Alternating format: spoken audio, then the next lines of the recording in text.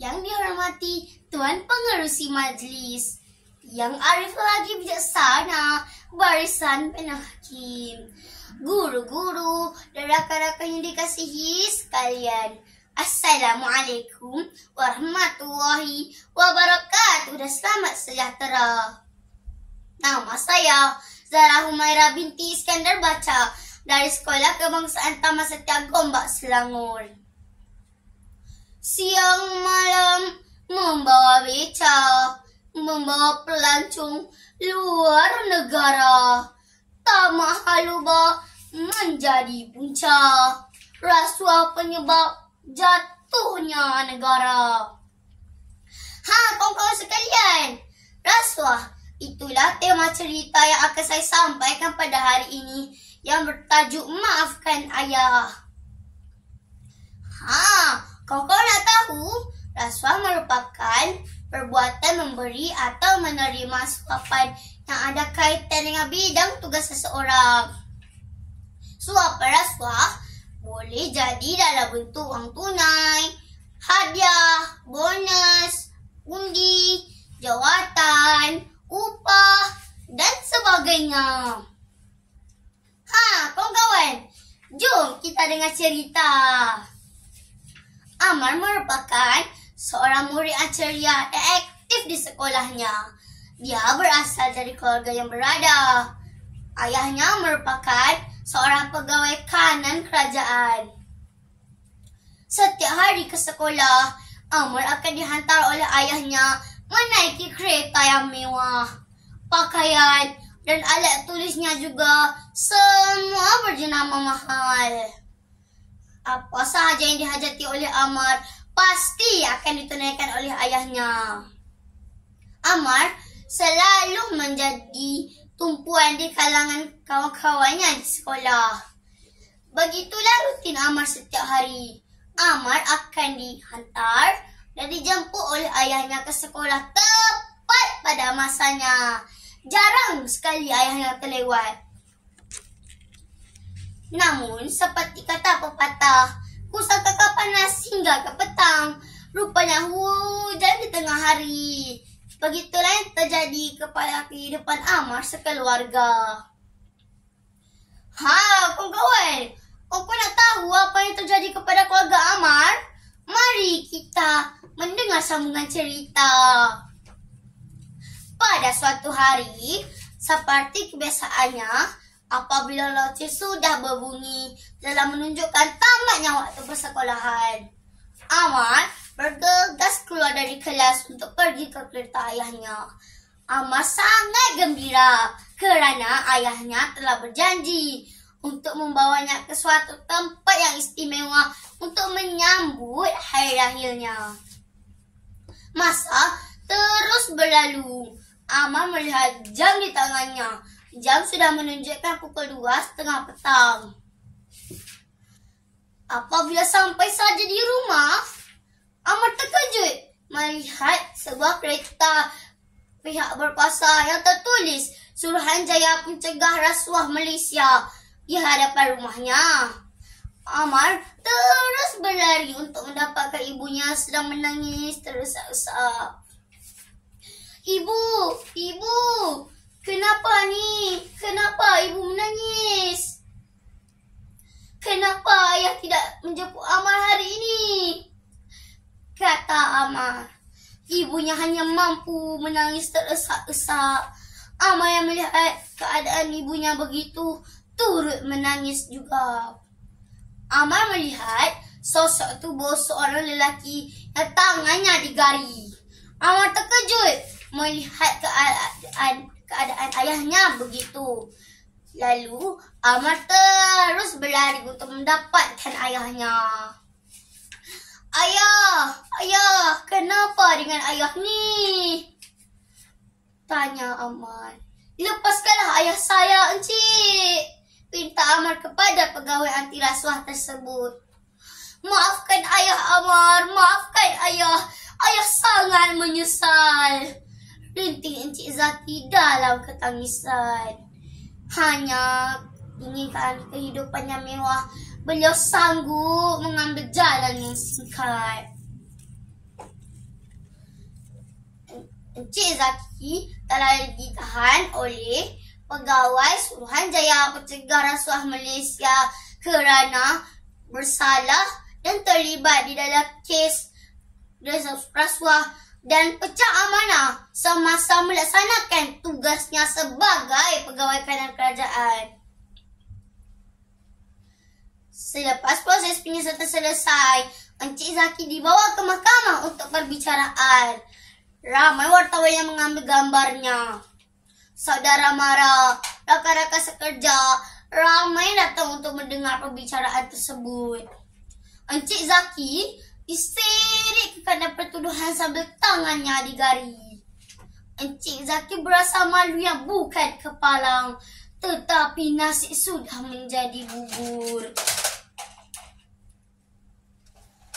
Selepas pertuduhan dibacakan, Encik Zaki mengaku bersalah bahawa atas tuduhan menerima sogokan rasuah yang berupa wang tunai yang bernilai RM500,000 oleh seorang kontraktor.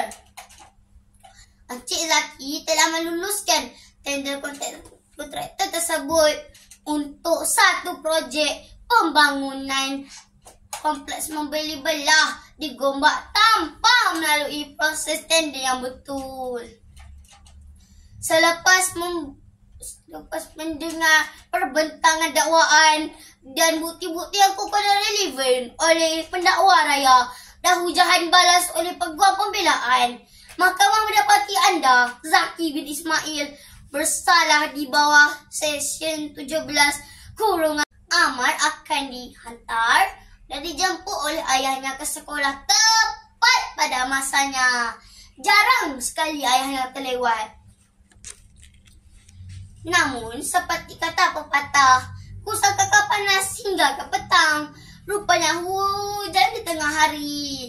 Begitulah yang terjadi kepada kehidupan Amar sekeluarga. Kawan-kawan, apa nak tahu apa yang terjadi kepada keluarga Amar? Mari kita mendengar sambungan cerita. Pada suatu hari, seperti kebiasaannya, apabila loceng sudah berbunyi dalam menunjukkan tamatnya waktu persekolahan, Amar bergegas keluar dari kelas untuk pergi ke kereta ayahnya. Amar sangat gembira kerana ayahnya telah berjanji untuk membawanya ke suatu tempat yang istimewa untuk menyambut hari lahirnya. Masa terus berlalu. Amar melihat jam di tangannya. Jam sudah menunjukkan pukul 2:30 petang. Apabila sampai saja di rumah, Amar terkejut melihat sebuah kereta pihak berkuasa yang tertulis Suruhanjaya Pencegah Rasuah Malaysia di hadapan rumahnya. Amar terus berlari untuk mendapatkan ibunya sedang menangis terdesak-desak. Ibu, kenapa ni? Kenapa ibu menangis? Kenapa ayah tidak menjemput Amar hari ini? Kata Amar. Ibunya hanya mampu menangis terdesak-desak. Amar yang melihat keadaan ibunya begitu, turut menangis juga. Amar melihat sosok tubuh seorang lelaki yang tangannya digari. Amar terkejut melihat keadaan ayahnya begitu. Lalu Amar terus berlari untuk mendapatkan ayahnya. Ayah, kenapa dengan ayah ni? Tanya Amar. Lepaskanlah ayah saya, encik, pinta Amar kepada pegawai anti rasuah tersebut. Maafkan ayah Amar, maafkan ayah. Ayah sangat menyesal. Rintih Encik Zaki dalam ketangisan.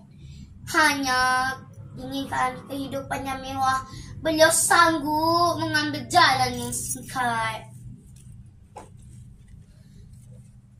Encik Zaki telah ditahan oleh Pegawai Suruhanjaya Pencegah Rasuah Malaysia kerana bersalah dan terlibat di dalam kes rasuah dan pecah amanah semasa melaksanakan tugasnya sebagai pegawai kanan kerajaan.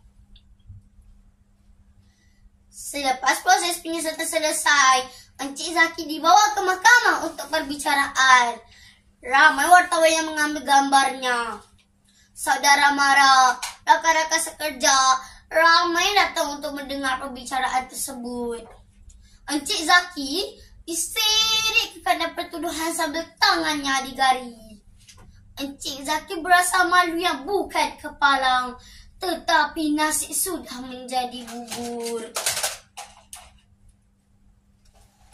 Selepas pertuduhan dibacakan, Encik Zaki mengaku bersalah bahawa atas tuduhan menerima sogokan rasuah yang berupa wang tunai yang bernilai RM500,000 oleh seorang kontraktor. Encik Zaki telah meluluskan tender kontraktor tersebut untuk satu projek pembangunan kompleks membeli belah di Gombak tanpa melalui proses tender yang betul. Selepas mendengar perbentangan dakwaan dan bukti-bukti yang kukuh dan relevan oleh pendakwa raya dan hujahan balas oleh peguam pembelaan, mahkamah mendapati anda, Zaki bin Ismail, bersalah di bawah Seksyen 17(A) Akta Suruhanjaya Pencegahan Rasuah Malaysia 2009 kerana menerima rasuah, dan Seksyen 23 Akta yang sama kerana salah guna kuasa. Kata hakim menjatuhkan hukuman. Mahkamah dengan ini menjatuhkan hukuman penjara 10 tahun di atas setiap kesalahan yang berkuat kuasa dari tarikh anda diriman yang akan dijalankan serentak, serta denda yang berjumlah RM2.5 juta. Kata hakim lagi. Seluruh tubuh Encik Zaki tiba-tiba berasa lemah setelah mendengar hukuman tersebut. Encik Zaki terbayang kandang besi yang bakal dihuninya. Dia juga terbayang wajah isteri dan anaknya Amar yang bakal terpisah lama dengannya. Dunianya sudah hancur. Sejak kejadian itu, kehidupan Amar sekeluarga berubah. Amar yang dulu murid ceria dan aktif, tapi kini lebih suka menyendiri dan murung di sekolah. Begitulah pengakhiran cerita Maafkan Ayah. Kawan-kawan, pengajaran daripada cerita ini adalah kita janganlah bersikap tamak kerana nanti akan merugikan diri sendiri, keluarga yang disayangi, masyarakat dan negara. Nama baik tercalar teruk. Anak-anak yang tidak bersalah menjadi mangsa keadaan dan gangguan emosi, merosakkan moral dan etika masyarakat serta meruntuhkan ekonomi negara. Begitulah teruknya kesan rasuah terhadap semua. Perangi rasuah, ibu segala jenayah. Sekian, terima kasih.